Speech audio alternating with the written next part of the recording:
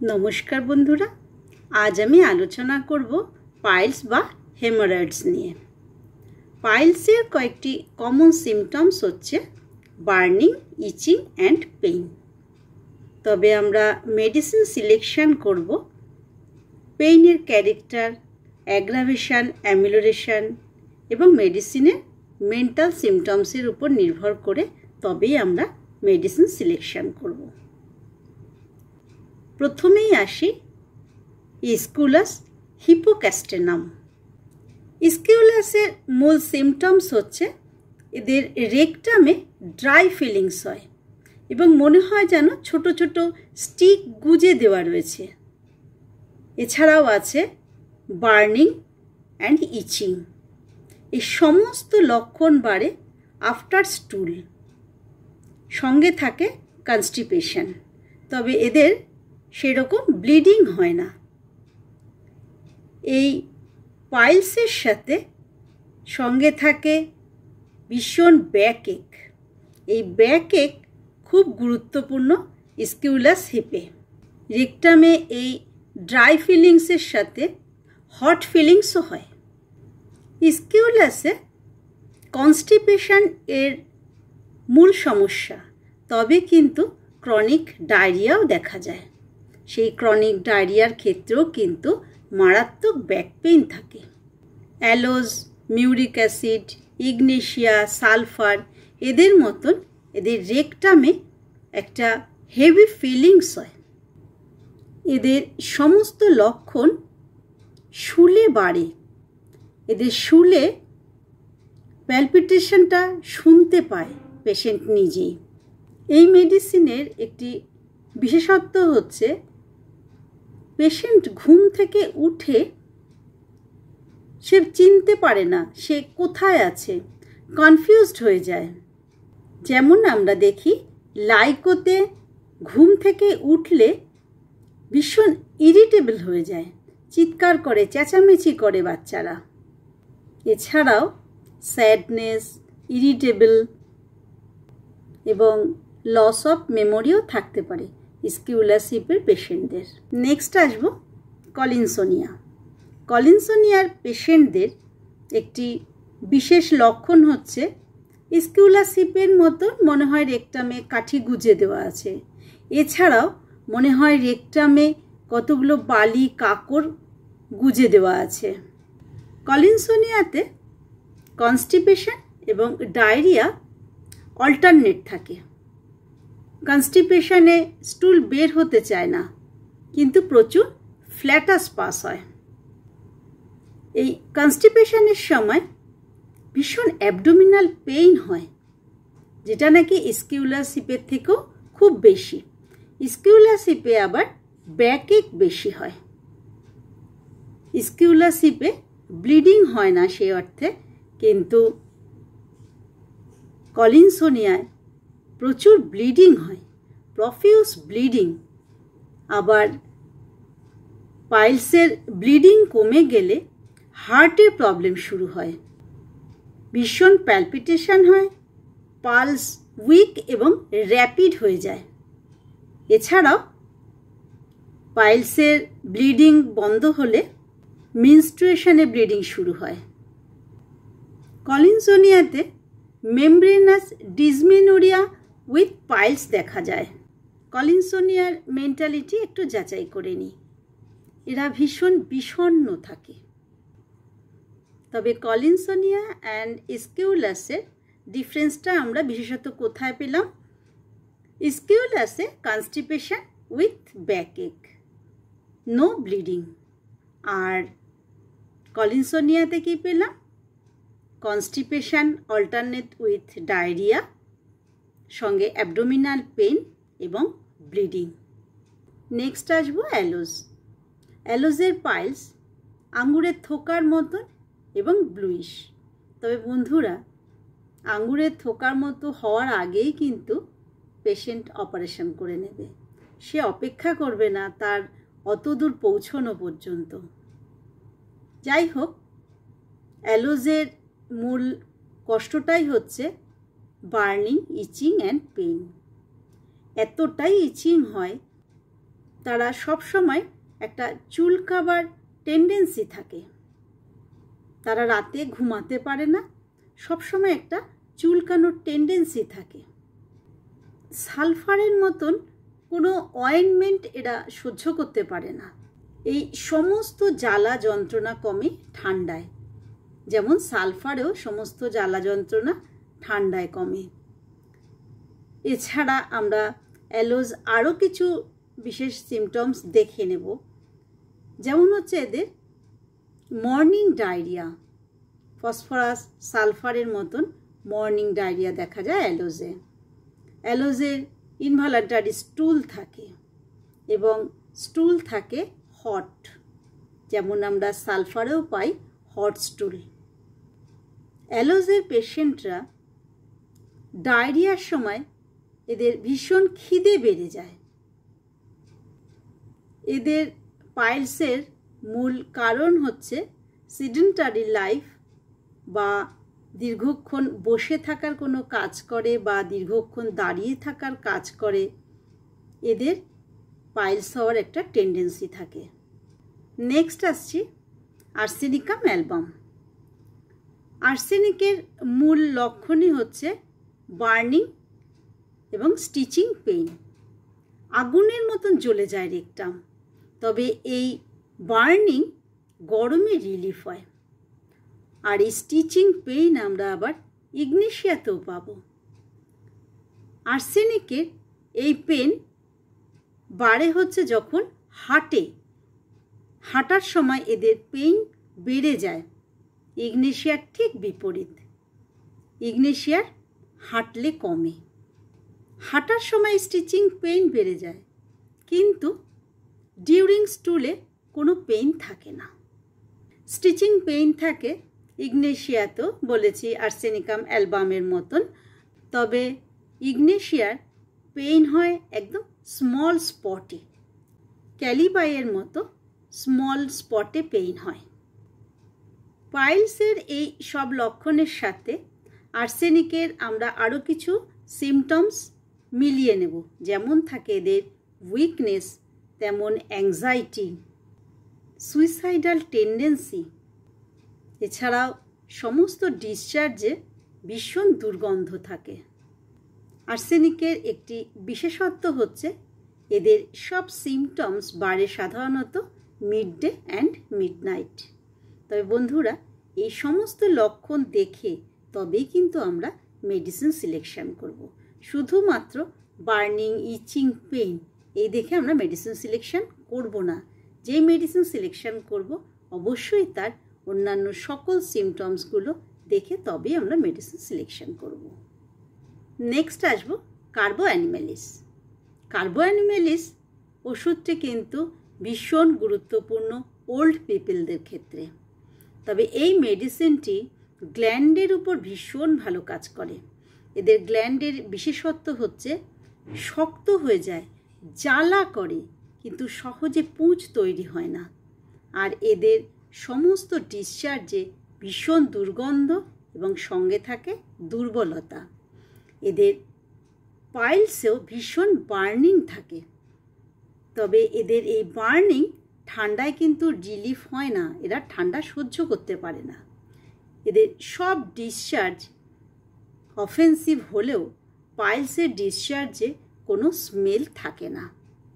এই পাইলসের সাথে থাকে শুটিং পেইন। কার্বো অ্যানিমেলিস পেশেন্টদের মায়েরা যখন বাচ্চাকে দুধ খাওয়ায়, এদের ভীষণ পেটে একটা অল গন সেন্সেশন হয়, পেটটা ভীষণ খালি খালি ভাব হয়, আর তাতে মায়ের খুব কষ্ট হয়। আর এই কষ্টের জন্য মায়েরা বাচ্চাকে দুধ খাওয়াতে পারে না। তবে কার্বো অ্যানিমেলিস গ্রেট প্যালিয়েটিভ হিসেবে কাজ করে ম্যালিগনেন্ট ক্ষেত্রে। এই জ্বালা জাতীয় যন্ত্রণা, জ্বালা সঙ্গে যন্ত্রণা আমরা আরও কিছু মেডিসিন পাই, যেমন হচ্ছে Apis, Carbo veg, Lachesis, phosphorus, sepia এবং সাইলেশিয়া। নেক্সট আসছি কস্টিকাম। কস্টিকাম ফিস্চুলা, পাইলস সব ক্ষেত্রেই কিন্তু খুব ভালো কাজ করে। কস্টিকামের পাইলস হয় হার্ড এবং সোলেন এবং একটু লার্জ হয়। তো এদের পাইলসটা বড় হওয়াতে, একটু লার্জ হওয়াতে সহজে স্টুল পাস হতে পারে না। ডিউরিং পাসিং স্টুল, যখন স্টুল পাস করে তখন রেকটামে একটা স্টিঙ্গিং পেইন হয়, সঙ্গে থাকে ভীষণ জ্বালা এবং ভীষণ সেন্সিটিভ হয়। এদের পাইলস বাইরে বেরিয়ে আসে। এছাড়া কস্টিকাম অ্যানাসের অ্যাবসেসেও খুব ভালো কাজ করে। এদের পাইলসটা বেরিয়ে আসার ফলে এদের স্টুল পাসে খুব সমস্যা হয়। এছাড়া পেরিনিয়ামে একটা পালসেশন হয়। কস্টিকামের পেশেন্টদের অ্যানাস থেকে একটা ময়েশ্চার সিক্রেশন হয়। এই মিউকাস পাইলস আবার দেখা যায় অ্যান্টিমক্রুড। অ্যান্টিমক্রুড পেশেন্টদের এই মিউকাস পাইলস খুব ভালো কাজ করে, তবে বিশেষত একটু বয়স্কদের ক্ষেত্রে এটা খুব ভালো কাজ করে। অ্যান্টিমক্রুডে এই মিউকাস পাইলসের একটা দুর্গন্ধ থাকে, সঙ্গে থাকে ইচিং। তো বন্ধুরা, এক্ষেত্রে আমার একটি এক্সপিরিয়েন্স আপনাদের সাথে শেয়ার করছি। একজন বয়স্ক পেশেন্ট আমার কাছে এসেছিলেন। তার তেমন কিচ্ছু লক্ষণ পাইনি, পেয়েছিলাম ভীষণ ইরিটেবল এবং মিউকাস পাইলস। সব সময় একটা সিক্রেশন হতো অ্যানাস থেকে এবং সঙ্গে ছিল ইচিং। অ্যান্টিমক্রুড বয়স্কদের এই মিউকাস পাইলসের একটি খুব ভালো ওষুধ। কস্টিকামের অন্যান্য সিমটমসগুলোও দেখে নেব। কস্টিকামের পেশেন্টদের খিদে থাকা সত্ত্বেও এরা যখন খেতে বসে, খেতে চায় না, যেমন আমরা পাই ক্যালিকার্বে। ক্যালিকার্বের পেশেন্টদেরও খিদে পেলে এরা খেতে চায় না। আবার চায়নার পেশেন্টদের প্রচণ্ড খিদে থাকে, কিন্তু খেতে দিলে এরা খাবার দেখলে ঘৃণা বোধ হয় এদের। জল পিপাসাও তাই, ভীষণ জল পিপাসা পায়, অথচ জল খেতে চায় না, যেটা আমরা আবার পাই ল্যাকেসিসে। একটি বিশেষ গুরুত্বপূর্ণ লক্ষণ হচ্ছে এদের রেকটাম প্যারালাইটিক, এদের স্টুল ইনভলান্টারি, তেমন ইউরিনও ইনভলান্টারি হয়। এদের হাঁচি কাশি দিলে ইউরিন পাস হয়ে যায়। এটি কিন্তু কস্টিকামের একটি ভীষণ গুরুত্বপূর্ণ লক্ষণ। এদের যেমন ইনভলান্টারি স্টুল এবং ইউরিন খুব গুরুত্বপূর্ণ, তেমন এদের মেন্টালিটি, এরা ভীষণ সিম্প্যাথেটিক এবং এদের খুব ডিজিজ ফেয়ার আছে, খুব অ্যাংজাইটি আছে। নেক্সট আসবো গ্রাফাইটিস। গ্রাফাইটিসও কমন সিমটমস আছে অন্যান্য মেডিসিনের মতন। বার্নিং, ইচিং, স্টিঙ্গিং পেইন আছে। তবে গ্রাফাইটিসের একটি বিশেষত্ব হচ্ছে এদের পাইলসটা হয় এনলার্জ। এছাড়া খুব গুরুত্বপূর্ণ লক্ষণ হচ্ছে কনস্টিপেশন। এদের কনস্টিপেশনে স্টুল হয় লার্জ এবং ন্যারো। এই স্টুলের সাথে মিউকাস সুতোর মতন জড়িয়ে থাকে। এটা কিন্তু গ্রাফাইটিসের একটি বিশেষ গুরুত্বপূর্ণ লক্ষণ। এই পাইলসের এই স্টিঙ্গিং পেইন ডিউরিং স্টুল এবং আফটার স্টুল ভীষণ যন্ত্রণা থাকে এদের। কস্টিকামের মতন এদের রেকটামেও প্যারালাইজড হয়ে যাওয়ার একটা প্রবণতা থাকে। গ্রাফাইটিসের পেশেন্টদের দীর্ঘদিন ধরে স্টুল পাসের কোনো ডেজায়ারই থাকে না। এছাড়াও এদের পাস হিস্ট্রি দেখলে ওয়ার্মের হিস্ট্রি পাবো। এদের যেমন কনস্টিপেশন একটি মূল লক্ষণ, তেমন এদের ক্রনিক ডায়রিয়াও কিন্তু দেখা যায়। এদের ক্রনিক ডায়রিয়া হয় পেইনলেস। আমি আগেই বলেছি, সব সিমটমসের সাথে আমরা অবশ্যই প্রত্যেকটি মেডিসিনের মেন্টাল সিমটমস যাচাই করে নেব। গ্রাফাইটিসের পেশেন্টরা হয় ভীষণ ডিপ্রেসড। এরা গান পছন্দ করে না। গান শুনলে এদের সকল মানসিক কষ্ট বেড়ে যায়। এরা সকালের দিকে ভালো থাকে, কিন্তু সন্ধেবেলায় সমস্ত লক্ষণ বেড়ে যায়। আর গ্রাফাইটিসের পেশেন্টরা খাদ্যের মধ্যে কোনো খাবারই, মাছ, মাংস, ডিম, লবণ, কোনো খাবারই এদের পছন্দ নয়। নেক্সট আসবো হেমামেলিস। হেমামেলিসের ব্লিডিংয়ের সাথে থাকে ভীষণ যন্ত্রণা। এদের প্রচুর ব্লিডিং হয়, তবে ব্লাড হয় ডার্ক। কস্টিকামে যেমন পেরিনিয়ামে পালসেশন সেন্সেশন হয়, তেমন এদের রেকটামে পালসেশন সেন্সেশন হয়। হেমামেলিসে যে কোনো ধরনের bleeding, varicose vein, epistaxis, venous congestion, এই সব কিছুতেই হেমামেলিস খুব ভালো কাজ করে। নেক্সট আসবো মিলিফোলিয়াম। মিলিফোলিয়াম এবং হেমামেলিস এই দুটেই কিন্তু আমরা সাধারণত মাদার টিংচারে ব্যবহার করি। মিলিফোলিয়ামের ব্লিডিং হয় ব্রাইট রেড, আর হেমামেলিসের ব্লিডিং হয় ডার্ক রেড। মিলিফোলিয়ামও হেমামেলিসের মতন যে কোনো হ্যামারেজের ক্ষেত্রেই খুব ভালো কাজ করে।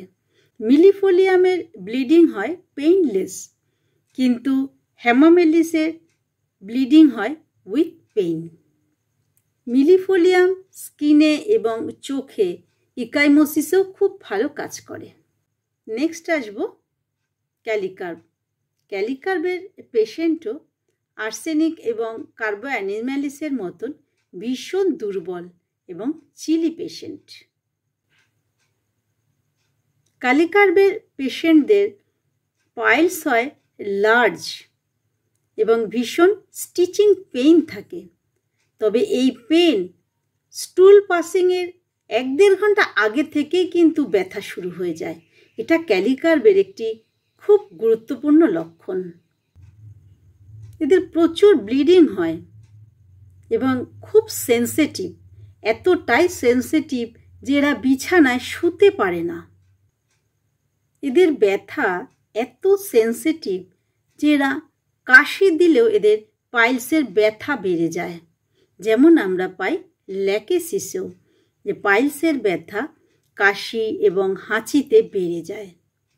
অ্যানাসের চারপাশে একটা পিম্পলস হওয়ার প্রবণতা থাকে। এছাড়া এদের বার্নিং এবং প্রোলাপস অফ রেকটাম দেখা যায়, যেটা নাকি আমরা আবার পাই পোডোফাইলাম গ্রাফাইটিসেও। ক্যালিকার্বের পেশেন্টদের ফিস্চুলা টেম্পোরারি রিলিফ হয় যদি এরা কোল্ড বাথ নেয়, ঠান্ডা জলে যদি বসে, তবে এদের ফিস্চুলার পেন রিলিফ হয়। ক্যালিকার্বের পেশেন্টদের মেন্টালিটি একটু যাচাই করে নিই।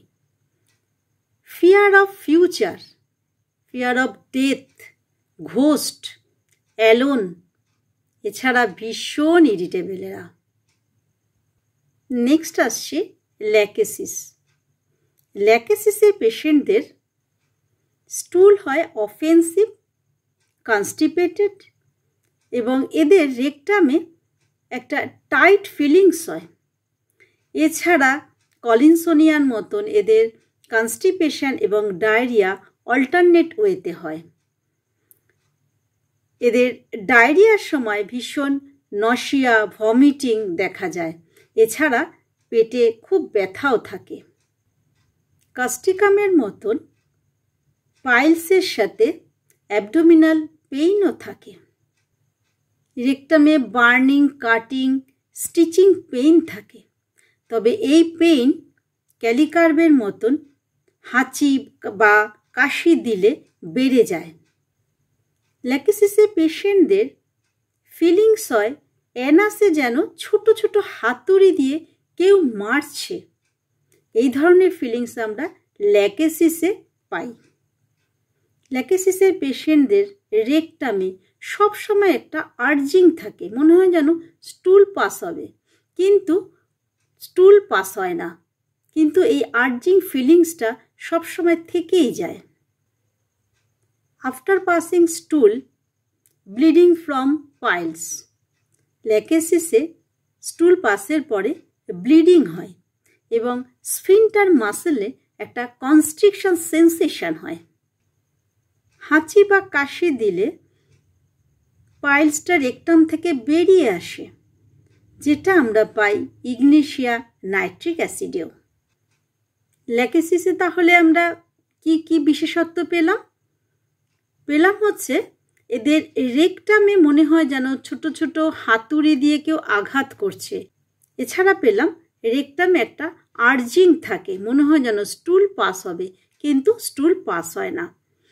এছাড়া এদের যে স্টিচিং পেইন হয় সেটা হাসলে বা কাশি দিলে এই স্টিচিং পেইনটা বেড়ে যায়। এছাড়াও এদের পাইলস হয় একটু বেগুনি কালারের। এই সব লক্ষণের সাথে অবশ্যই আমরা মানসিক লক্ষণ যাচাই করে নেব। ল্যাকেসিসের পেশেন্টরা ভীষণ কথা বলে, কথা বলতে বলতে এদের একটি টপিক্সের সাথে আরেকটি টপিক্সের কোনো মিল থাকে না। এরা মানুষকে একদম বিশ্বাস করে না, ভীষণ জেলাস, সাসপিসিয়াস।